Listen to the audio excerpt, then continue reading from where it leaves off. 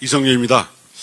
오늘 최고위원회가 열리는 이곳 충주는 제가 30년 전 검사로 근무했던 매우 낯익은 고향과도 같은 곳입니다. 그때에 비하면 충주가 상점벽해 같은 발전을 했지만 그래도 민주당과 이재명 정부에서 해야 할 일이 많은 것 같습니다. 청주국제공항과 오송역, 교통망 위에서 반도체, 글로벌 바이오 5대 강국으로 되어가는데 우리 충주가 중심이 될 수 있도록 적극 지원하겠습니다. 어제 2차 종합특검이 검찰이 김건희 봐주기 수사학을 본격 수사하고 있습니다. 검찰이 시나리오를 미리 짜놓고 김건희를 무혐의 처리한 상황이 구체적으로 나오고 있습니다. 검찰이 김건희 황제 조사 전부터 미리 불기소 문건을 작성해두었고 이창수 지검장은 담당 검사에게 무죄 판례를 참고하라며 국정농단한 범죄자를 위해 수사 가이드라인을 주었다고 합니다. 심지어 수사보고 날짜를 바꾸기도 했다는 겁니다. 김건희는 법무부 장관에게 내 수사는 어떻게 되고 있냐라고 하면서 직접 수사 지시를 하기도 했습니다.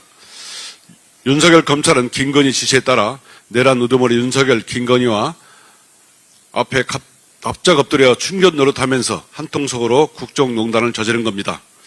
국민들의 요구에 2차 종합특검이 출범했고 역시 국민이 옳았다는 증명입니다. 검찰이 스스로 김건희의 사설 변호인이 되어서 100페이지가 넘는 PPT로 4시간 동안 무혐의 이유를 입에 침이 마르도록 강변하고 김건희에게 무혐의를 준 사건, 김학의 무혐의 사건과 함께 검찰 역사상 가장 치욕스러운 사건으로 역사에 기록될 것입니다. 특검은 윤석열 사단이 저지른 윤석열 김건희의 수사농단 의혹을 철저히 규명하여 관련자들을 엄중 처벌해야 합니다. 현직 부장판사가 사건 변호사로부터 현금 등의 금품을 받고 20여 개 사건 재판에서 형량을 깎아준 혐의, 그 자체로 국민께 큰 충격을 주었습니다. 빛의 혁명으로 민주주의를 파괴한 12.3 내란 세력은 재판을 받고 있지만 반역에 동조한 혐의를 받고 있는 사법부 인사는 여전히 단죄를 피하고 있습니다. 공수처에서 수뢰 혐의 현직 부장판사를 구속하려 했으나 조희대 법원이 기각해서 풀어주었습니다. 가재는 개편이라는 비판을 받아 마땅합니다. 박성재 전 장관이나 추경호 국민의힘 원내대표 등 내란 혐의자에 대한 형장을 기각하던 조희대 법원이 반민주적이며 집단 이기주의 제19 감싸기 패습이 반복되고 있습니다.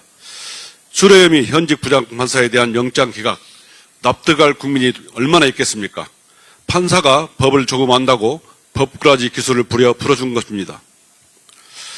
사법농단 사건에서 국민에게는 압수수색 영장 발부율이 90%가 넘어서 영장 자판기라고 비판을 받을 때에도 정작 법원에 대한 압수수색 영장은 90%나 기각했습니다.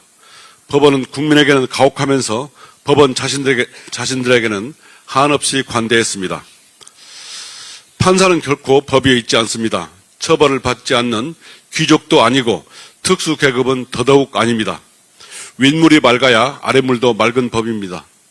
민주주의를 훼손시킨 조희대 대법원장이 부끄러움을 모르고 자리를 지키고 있으니 그가 임명한 판사가 동료 판사의 뇌물 비리쯤은 눈 감아 주고 있는 세상이 된 것 아닙니까? 검찰과 법원 개혁이 진행되고 있습니다. 하지만 제도 개혁과 함께 해야 할 인적 청산은 더디기만 합니다. 국민을 배신한 조희대 씨에게 이곳 충절의 고장 충주에서 재차 경고합니다. 험악한 꼴 당하기 전에 자진 사퇴해야 합니다.